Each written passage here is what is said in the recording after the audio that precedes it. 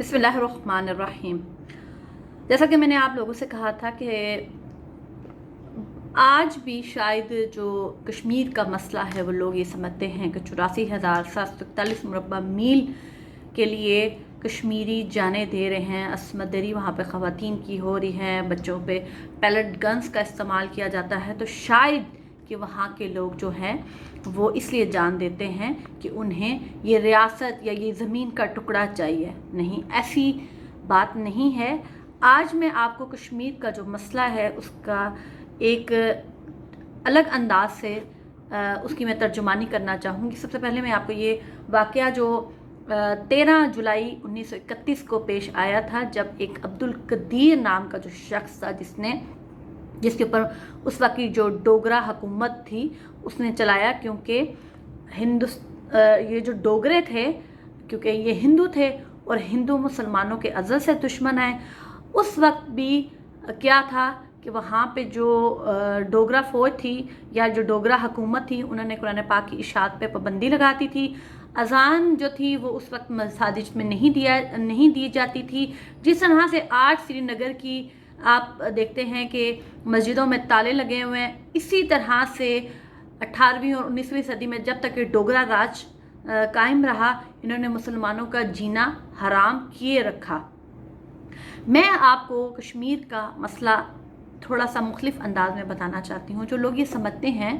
कि ये ज़मीन की लड़ाई है, कश्मीरी नहीं चाहते कि यहाँ पे हिंदू आके बसें या कोई गैर मुस्लिम, नहीं। कश्मीरी मुसलमान हैं, अल्लाह को एक मानते हैं, नबी करीम सल्लल्लाहु अलैहि वसल्लम को अल्लाह का आखिरी नबी मानते हैं, और तमाम जो कश्मीरी हैं वो कभी भी डोगरा हिंदू के राज को कबूल नहीं करते थे। जो गैरतमंद कश्मीरी कल भी था, जो आज भी है, वो हिंदुओं के राज को कबूल ना उन्होंने कल किया था ना आज किया था। हाँ, कुछ कश्मीर के अंदर लोग मौजूद हैं, जो जम्मू में भी ऐसे लोग मौजूद हैं जो नस्ल खुद भी डोगरा हैं, और इन डोगरों की सोच ये है, ये आज कन्वर्टेड टू मुस्लिम हैं, और ये इनके अंदर खून जो है वो वही है जो कभी इनके बाव अजदाद जब ये हिंदू हुआ करते थे और ये बाद में मुसलमान हुए, और ये बदकिस्मती से रहते कश्मीर में हैं और कुछ जम्मू में रहते हैं, जो कि आज भी इसी ख्वाब व ख़याल में हैं कि कश्मीर जो है वो एक खुद मुख्तार रियासत बन जाए, और जो डोगरा की एक कभी सल्तनत हुआ करती थी ये वो कायम करने के चक्कर में रहते हैं। और दूसरी तरफ अगर आप देखें तो ये हिंदुस्तान की दलाली में भी शामिल हाल आपको नज़र आएंगे, लेकिन ये इनकी ख्वाब ख्याली है। अब्दुल कदीर के बारे में मैं बताना चाहूँगी कि जब 13 जुलाई 1931 को ये वाक़या पेश आया था, जब 22 नौजवान थे, उन्होंने अज़ान को मुकम्मल किया और उनको डोगरा फ़ौज ने एक एक करके गोली मार दी। अब्दुल कदीर जो था वो शख्स था जिसने तौहीद की खातिर जो है वो कलमा हक की खातिर आवाज़ बुलंद की, क्योंकि उस वक्त जो हैं वो तहरीकें चला करती थीं। मोए मुक़द्दस की एक तहरीक चली, इसी तरह कुरान पाक की इशाअत पे जो पाबंदी थी उसके ऊपर जो है वो तहरीकें चलाई गईं। इसी तरह से मस्जिदों में जब अज़ान देने पे पाबंदी थी तब भी वो लगाई गई, क्योंकि कोई भी गैरतमंद मुसलमान जो है वो ये गवारा नहीं करता कि हम मुसलमान हों और तादाद में भी बहुत ज़्यादा हों। जैसे आज भी आप देखें मुसलमान 95% जो हैं वो कश्मीर के अंदर रहते हैं, बाकी जितने भी मुख्तलिफ जो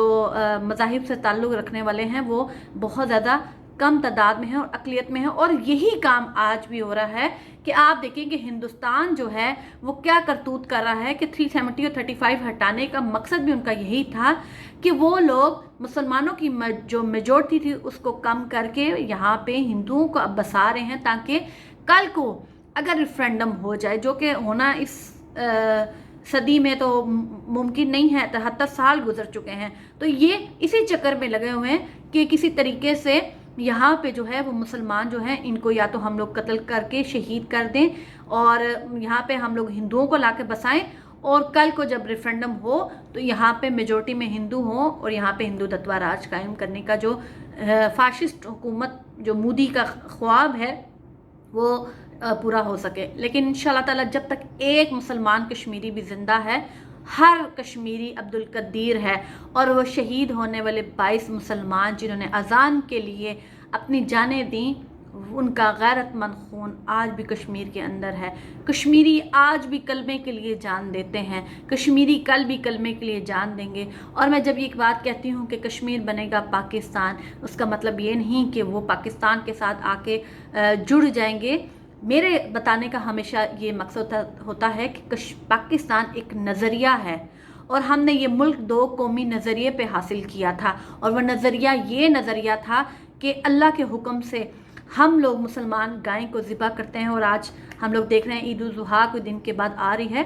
تو ہندو جو ہیں اس گائے کا پیشاب پیتے ہیں، اس گائے کو اپنی ماتا مانتے ہیں، جبکہ مسلمان اسے سوائے ایک جانور کے اور کچھ نہیں مانتے. ہم اس گائے کو ذبح کرتے ہیں اور اس کا گوشت کھاتے ہیں، اور اللہ تعالیٰ نے ہمارے اوپر یہ چیز فرض کی ہوئی ہے، اور یہ سنت ابراہیمی ہے. یاد رکھیے گا، کوئی بھی ایک کشمیری جب تک غیرت اس میں ہے وہ اپنے آپ کو پاکستانی سمجھتا ہے، اور وہ پاکستان کے ساتھ اسی لیے آ کے رہنا چاہتا ہے کہ وہ ہندوستان کو بتانا چاہتا ہے کہ پاکستان ایک نظریہ ہے اور ہم اس نظریے کے ساتھ ہیں. ہم نے کل بھی ڈوگروں کو قبول نہیں کیا تھا، ہم آج بھی ہندو راج کو قائم نہیں رہنے دیں گے. کشمیر کے اوپر چاہے تم 10 صدیاں اور بھی بیٹھے رہو، جیسے آج افغانستان میں آپ نے دیکھا کہ افغانی نکل رہے ہیں، وہاں سے امریکی نکل رہے ہیں، اور وہاں پہ صرف افغان طالبان کی حکومت برقرار رہے گی. اسی طرح آنے والے وقت میں آپ دیکھیں گے کہ صرف اور صرف کشمیری اپنے کشمیر کے اندر باقی رہیں گے، اور ایک ٹائم آئے گا جب وہاں سے یہ 9 لاکھ یزیدی فوج کو نکلنا پڑے گا انشاءاللہ.